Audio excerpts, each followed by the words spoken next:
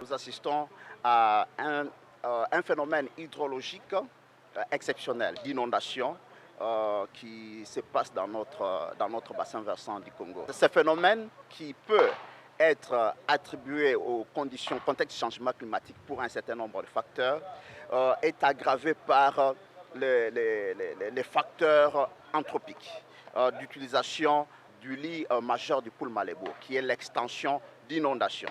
Si nous sommes du côté de Brazzaville, nous voyons juste à côté du restaurant Mamiwata, on a fait une digue qui se prolonge dans le fleuve d'environ 1 km. Ça constitue ce que je peux appeler contrôle hydraulique ou bien une barrière hydraulique. Et lorsque nous sommes du côté de la cité du fleuve, à Kinshasa, il y a aussi ce remblaiement qui a été réalisé et qui constitue un autre contrôle hydraulique. Qu'est-ce qui se passe maintenant? C'est que ça provoque un peu l'obstruction de l'écoulement du fleuve. Ça constitue, comme je l'ai dit, un contrôle hydraulique et ça modifie les gradients hydrauliques du fleuve. Et c'est que la surface s'élève et les cours d'eau urbains, quand nous prenons Gombe, nous prenons Ndjili, nous prenons Bichakuchaku, nous prenons Nsele, ne drainent plus facilement vers le fleuve Congo. C'est qu'il y a ce que je peux appeler en anglais backwater effect, le fait de retour. Et ces cours d'eau-là sont maintenant inondés et ça provoque les impacts d'inondation dans la ville. C'est ce que nous sommes en train de voir. Revenons au contexte du changement climatique, c'est que depuis 2015, 2019, 2021 et 2023 maintenant, c'est que nous sommes en train d'assister aux événements extrêmes rares qui ont un cycle d'occurrence très très court, d'environ 4 ans, d'environ 2 ans. Ceci nous envoie directement aux conditions de changement climatique. Quelle est la solution pour le moment puisque c'est une situation d'urgence? La solution, la première, c'est qu'il faut évacuer les gens dans la zone du Poul Malébo.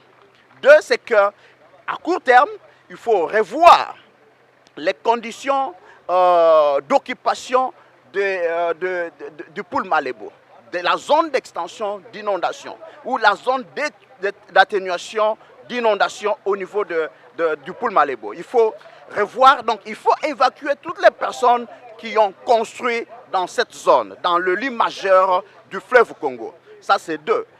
À moyen terme, c'est que nous devons faire les suivis. Lorsqu'on avait déjà annoncé qu'il y avait l'inondation à Kisangani, il y avait l'inondation au niveau de Koutoumouké sur Kassa et Konso, c'est que nous devrions être capables de pouvoir calculer le temps de parcours des ondes d'inondation, donc caractériser cette onde d'inondation, calculer son temps de parcours jusqu'à Kinshasa et établir les mesures de prévention.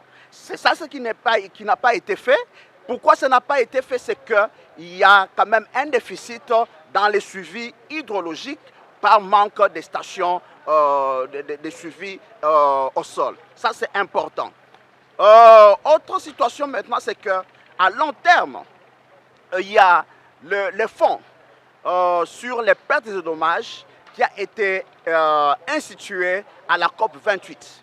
C'est une situation de changement climatique. Il est important actuellement que les scientifiques, les professionnels puissent se mettre à l'œuvre pour pouvoir évaluer les impacts de cette inondation en termes de pertes, en termes de dommages, afin de pouvoir constituer un dossier que la RDC devra présenter à ce fonds pour que la RDC puisse avoir des récompenses. C'est comme ça que nous sommes en train de voir les choses actuellement, en termes de compensation, bien entendu. Nous ne pouvons pas gérer les inondations ici en aval, c'est impossible. Ici, il y a des effets qui sont cumulés. Nous devons arriver à gérer les inondations à partir des sous-bassins qui sont en amont. Et pour cela, c'est que nous avons besoin d'un plan de gestion des bassins versants qui intègre la gestion des inondations. Les inondations, c'est l'excès d'eau. cet excès d'eau-là peut être rentabilisé pour les services des ressources en eau, pour l'irrigation, pour la navigation, pour la production de l'hydroélectricité et pour l'aquaculture, par exemple. C'est ce plan-là qui va faire en sorte que nous puissions diminuer les effets des inondations ici en aval, et les inondations sont contenues en amont et rentabilisées dans la perspective de gestion des services des ressources en eau. C'est comme ça que nous pouvons nous en sortir, que de pouvoir laisser toute cette eau venir s'accumuler à Kinshasa, créer des effets tels que nous sommes en train de les déplorer, puisque nous n'avons pas un plan de gestion de bassins versants. Si nous pouvons arriver à établir, concevoir le plan de gestion de nos sous-bassins ou bien des bassins versants, c'est que nous allons aussi intégrer dans ce plan-là les concepts de gestion des inondations, où les inondations seront contenues en amont, dans les sous-bassins qui sont en amont, mais aussi rentabilisées dans la perspective de gestion des services de ressources en eau. Aujourd'hui, nous avons la Régie des eaux qui exploite l'eau des bassins versants. Nous avons la SNEL qui exploite l'eau des bassins versants. C'est que la Régie des eaux devra payer une certaine redevance à ce qu'on appelle les comités de gestion de bassins versants.